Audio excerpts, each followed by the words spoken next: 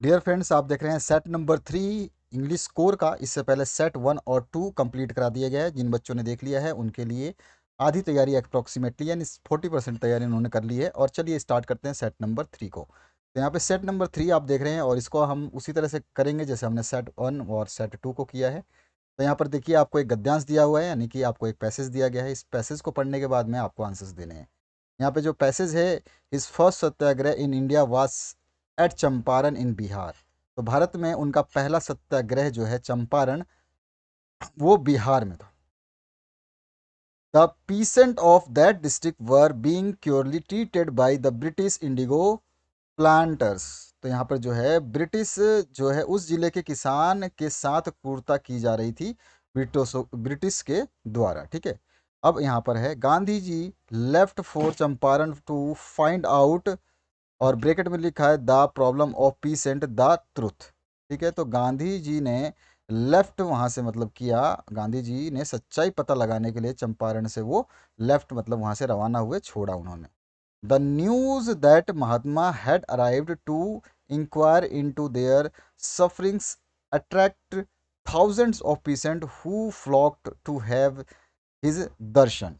और यह खबर जो है महात्मा उनके कष्टों का पता लगाने के लिए पहुंचे थे, ये खबर जैसे ही उनके पास पहुंची तो उनके दर्शन के लिए एक भारी भीड़ उमड़ी। The government got alarmed and Gandhi ji was asked to leave the district. और सरकार जो है वो चिंतित हो गई और गांधी जी को जिला छोड़ने के लिए कहा गया। He refused and was asked to appear before the magistrate. और उसने जो है गांधी जी ने मना कर दिया और उसको मजिस्ट्रेट्स के सामने जो है पेश होने का कहा गया। Later the case was withdrawn. और बाद में जो है मामले को वापस ले लिया गया। Gandhi ji lived with peasant for some time in order to learn about their hard lot. तो यहाँ गांधी जी कुछ समय तक किसानों के साथ रहे। ठीक है ना। और but he also taught them to be free and to stand on their feet. और उन्होंने उनके मतलब किसानों कुछ समय तक साथ रहे और उन्होंने ये भी सिखाया ताकि वो मेहनत करें और अपने ही पैरों पर जो है वो रहना सीखें। ठीक है। और इसके अलावा जो है टॉट फ्री भी, मतलब फ्री मतलब कि वो आज़ाद रहना और अपने पैरों पे खड़ा रहना भी सीखें। इसके अलावा जो है यहाँ पर एक और लाइन लिखी हुई है, at last the he succeed in securing justice for the poor pheasant. और अंत में जो है वो गरीबों के न्याय के को हासिल करने में जो है सफल रहे। पहला क्वेश्चन जो है यहाँ पर आपने पैसेज को समझ लिया होगा, मैंने आपको समझा दिया। पहला क्वेश्चन जो है चंपारण इज इन डैश, हाँ ये ऑप्शंस हैं और आपको सभी को पता है। ऑप्शन में आपके पैसेज में भी दिया गया है चंपारण सत्याग्रह कहाँ हुआ था, बिहार में, तो इट इज़ इन बिहार। तो यहाँ पे बी ऑप्शन जो है करेक्ट हो जाएगा। नेक्स्ट क्वेश्चन की बात करें, the peasant of that district were purely treated by the British dash planters. तो यहाँ पे कौन सा आंसर आ जाएगा, तो यहाँ पे आ जाएगा इंडिगो। ठीक है। इसके बाद जो है द गवर्नमेंट, यानी कि यहाँ पे उस जिले के किसान के साथ अंग्रेजों द्वारा क्रूर व्यवहार किया गया जो खालिस्तान के प्लांटर्स थे, यानी कि जिसको रोकते थे वो इंडिगो, नील की खेती करने वाले किसानों के साथ अत्याचार किया। The government asked Gandhi ji to leave the dash. तो गवर्नमेंट ने जो है गांधी जी को क्या कहा था कि भाई जिला छोड़ दो, तो यहाँ पे डिस्ट्रिक्ट ऑप्शन आ जाएगा। ठीक है। इसके बाद में है गांधी लिव विद डैश। तो गांधी किसके साथ रहते थे, तो गांधी जो है किसानों के साथ रह रहे थे, यहाँ पे ये ऑप्शन करेक्ट हो जाएगा। उसके बाद में है Gandhi satyagraha dash satyagraha in India was a Champaran in Bihar. तो यहाँ पर जो है गांधी जी का जो ये चंपारण सत्याग्रह था, ये फर्स्ट जो है चंपारण सत्याग्रह इन बिहार था। तो फर्स्ट आ जाएगा option. Which of the following is issued while writing in note. अब ये 5 क्वेश्चन आपको आंसर देने थे पैसेज से। अब अगले क्वेश्चन जो हैं आपके आते हैं लेटर राइटिंग कंपोजिशन में से। तो यहाँ पर जो है which of the following is use while writing a note, यानी कि इसमें से निम्नलिखित में किसका प्रयोग जो है नोट लिखते समय किया जाता है। तो क्या आंसर हो जाएगा इसका, एब्रीविएशंस। मैंने आपको इससे पहले वाले सेट में बताया था कि एब्रीविएशंस होते हैं और उसके अलावा जो है आपके हेडिंग्स होते हैं और सब हेडिंग्स होते हैं। अगर आपने उन सेट्स को देखा है तो आप बिल्कुल तैयार हो चुके हैं अपने एग्जाम के लिए। अगला जो क्वेश्चन है इसमें 7वां, इसमें क्या नोट्स शुड बी डैश। तो नोट्स कैसे होने चाहिए, तो शॉर्ट्स तो होने चाहिए, हैं शॉर्ट होने चाहिए। नोट्स जो है शॉर्ट नहीं होने चाहिए, नैरेटिव भी नहीं होने चाहिए, डिस्क्रिप्टिव भी नहीं होने चाहिए। कैसे होने चाहिए, इसमें एब्रेसिएटेड होना चाहिए, यानी कि संक्षिप्त में होना चाहिए। कैसा होना चाहिए, संक्षिप्त में। तो यहाँ पर जो है आपका डी ऑप्शन करेक्ट हो जाएगा, बहुत ही संक्षिप्त में होना चाहिए। इसके बाद में है letter to friend and relatives come under the category of. अब लेटर टू फ्रेंड लिखोगे, फ्रेंड आपका पर्सनल दोस्त है, रिलेटिव्स आपके पर्सनल दोस्त हैं या पर्सनल आपके रिश्तेदार हैं, तो ये सब लेटर जो है ये किस में आता है, इनफॉर्मल, अनौपचारिक या अनऑफिशियल लेटर भी बोलते हैं इसको, ठीक है। तो यहाँ पर जो है इनफॉर्मल लेटर्स भी होता है, ठीक है। फॉर्मल लेटर्स जो है हम दूसरों को लिखते हैं जो हमारे संबंधित नहीं होते हैं, और इनफॉर्मल लेटर्स वो होते हैं जो हमारे संबंधित होते हैं, जैसे कि हमारे पेरेंट्स हुए, फ्रेंड्स हुए, रिलेटिव्स हुए, ये सभी की सभी। इसके बाद है नाइन्थ क्वेश्चन। नाइन्थ क्वेश्चन में देखिए क्या कह रहा है, name and designation of address in business letters is written on the. तो कहाँ लिखा जाता है, ये आपको पता ही है, मैंने पहले वाले सेट में बताया, लेफ्ट मार्जिन साइड में, यानी कि लेफ्ट वाला ये वाला साइड, जैसे इधर ये नंबर लिखा है तो इसी साइड में नीचे लिखते हैं, इधर नहीं लिखते हैं, ठीक है ना। तो यहाँ पे आपका लेफ्ट मार्जिन साइड जो है बी ऑप्शन करेक्ट हो जाएगा। इसके बाद जो है आपका नेक्स्ट 10वां question, letters to the editor are written to. तो लेटर्स टू द एडिटर्स जो है हमेशा आता है वो न्यूज़पेपर्स के लिए आता है, यहाँ पर डी ऑप्शन करेक्ट हो जाएगा। उसके बाद में letter of complaint comes under the category of. Complaint वाला जो लेटर्स होते हैं जिसमें आप शिकायती पत्र बोल सकते हैं, ये किस श्रेणी में आते हैं ये आपसे पूछा गया है। तो ये शिकायती पत्र होते हैं, ये अपने घर वालों से शिकायत करोगे नहीं, फ्रेंड्स से शिकायत करोगे नहीं, तो आप करोगे किससे, जो है गवर्नमेंट सरकारी संस्था से, न्यूज़पेपर वालों से, या फिर नगर पालिका से, किसी से भी, तो उनको हम बोलते हैं फॉर्मल लेटर्स, औपचारिक पत्र, ठीक है। इसके बाद आते हैं application letter under comes under the category of. अब इसमें क्या पूछा गया है, आवेदन पत्र जो है ये किस में आता है आपका। तो आवेदन पत्र जो है ये भी आपके जो है किस में आते हैं, फॉर्मल लेटर्स में, ठीक है। जो भी आप लेटर्स लिखते हैं, to the principal, to the east, to the, सारे के सारे एप्लीकेशन लेटर जो है वो फॉर्मल लेटर्स में आते हैं। इसके बाद में आते हैं नेक्स्ट, इसमें 13 नंबर देखिए क्वेश्चन क्या पूछा गया आपसे, choose the grammatically correct current sentence for the given jumble words. यहाँ पे जंबल वर्ड्स दिया गया है, इसमें physical exercise for essential is health good.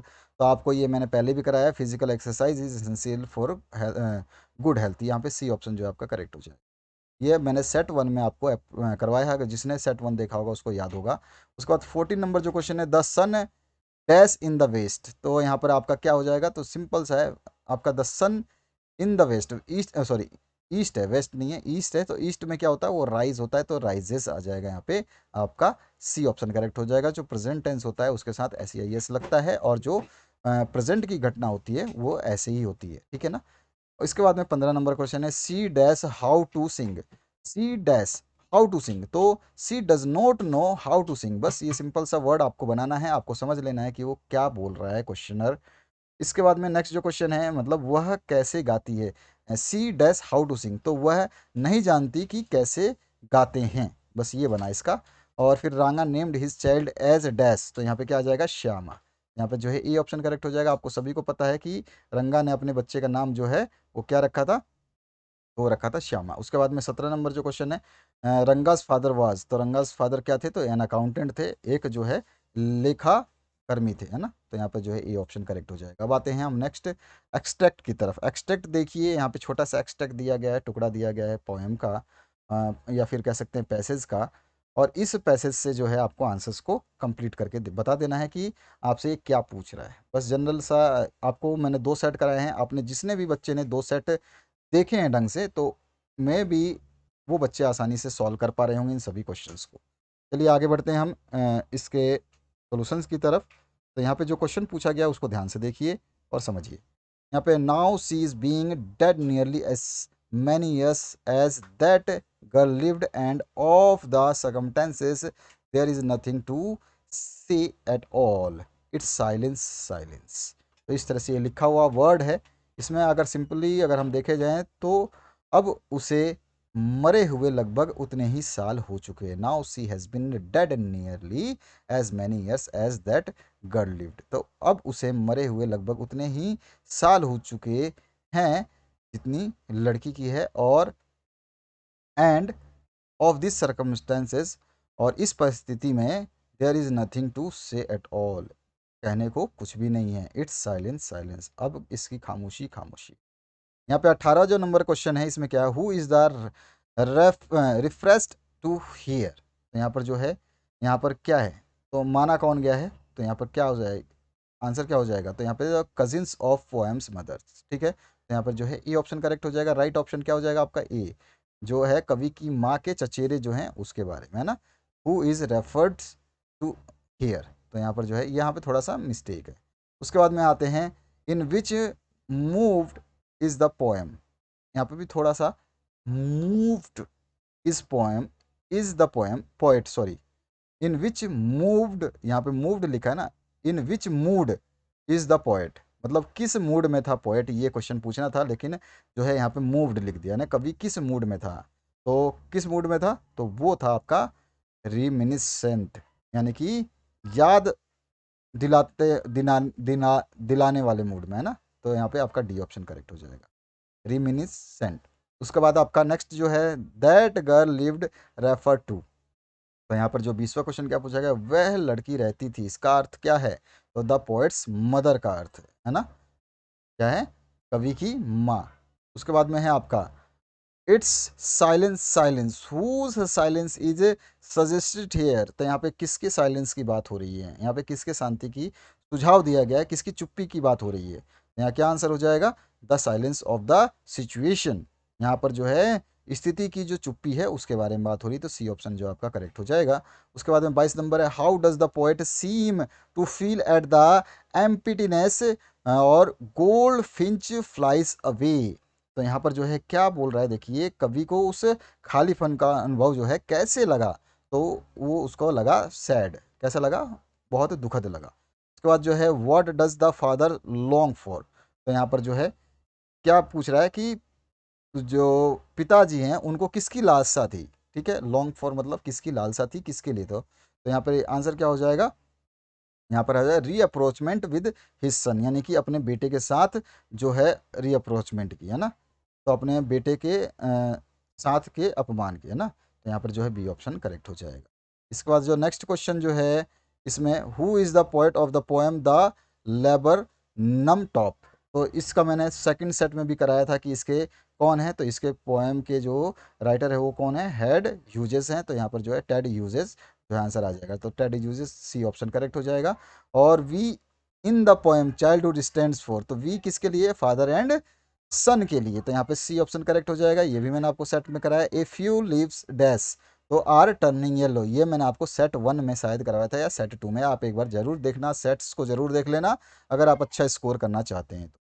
यहाँ पर जो है what kind of loss did mother feel while looking at her photograph, तो यहाँ पे जो पूछा क्या गया सिंपली कि देखते देखते माँ को कैसा जो है फील हुआ, ठीक है ना, फोटोग्राफ देख करके, तो कैसा हुआ, the loss of her childhood, यानी कि उसके अपने बचपन की जो उसका बचपन गुमा या खत्म हो गया, उसका जो है दुख था उसको।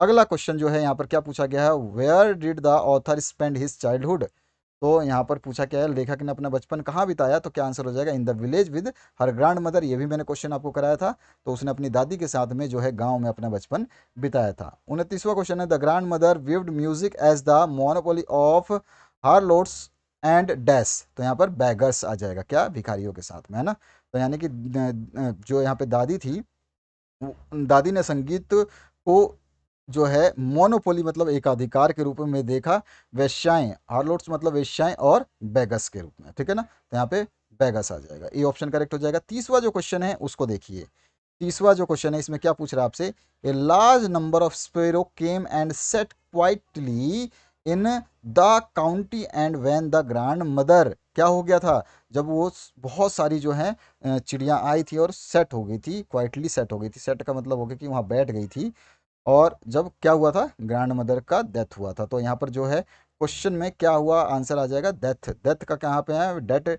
ऑप्शन है, तो इसी डेड ऑप्शन को जो हम टिक कर देंगे, तो यहाँ पर हमारा ऑप्शन क्या हो जाएगा, डेड या डाइड, ठीक है।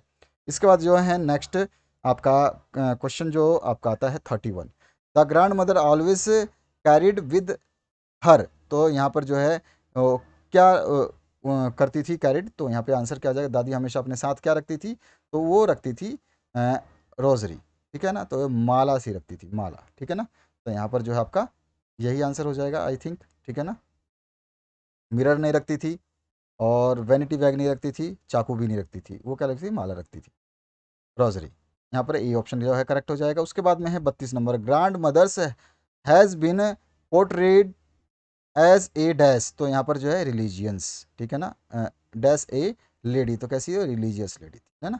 तो पोर्ट्राइट कैसी हुई थी, यानी कि दादी के रूप में को किस रूप में, दादी को किस रूप में चित्रित किया गया, तो रिलीजियस यानी धार्मिक रूप में जो है, रिलीजियन रूप में चित्रित किया गया। उसके बाद में है 33 number, in discovering truth the saga continues, Howard Center was a dash, तो ब्रिटिश फिलोसोफर था वो, है ना। या आपको मैंने सेट में भी कराया है, दार्शनिक बोलते हैं फिलोसोफर को, तो ब्रिटिश दार्शनिक था। उसके बाद में है आपका मिस्टर क्रूकर हैरिस इज डैश, तो वो मिडल एज मास्टर था, यानी कि मध्यम वायु वर्ग के मास्टर थे, ठीक है ना। तो ये हो गया आंसर। 35 नंबर है, Ranga announced that he had no plans to dash, तो रांगा ने क्या अनाउंस किया था, रांगा ने घोषणा की कि उसकी डैश की यात्रा करने की कोई योजना नहीं है, तो किसकी, तो यहाँ पर जो आंसर हो जाएगा मैरी करने की, यानी कि शादी करने की कोई योजना नहीं है, ठीक है ना। उसके बाद में नेक्स्ट जो है आपका क्वेश्चन क्या पूछा गया है, यात्रा नहीं सॉरी, उसका क्या प्लान नहीं है, ठीक है ना।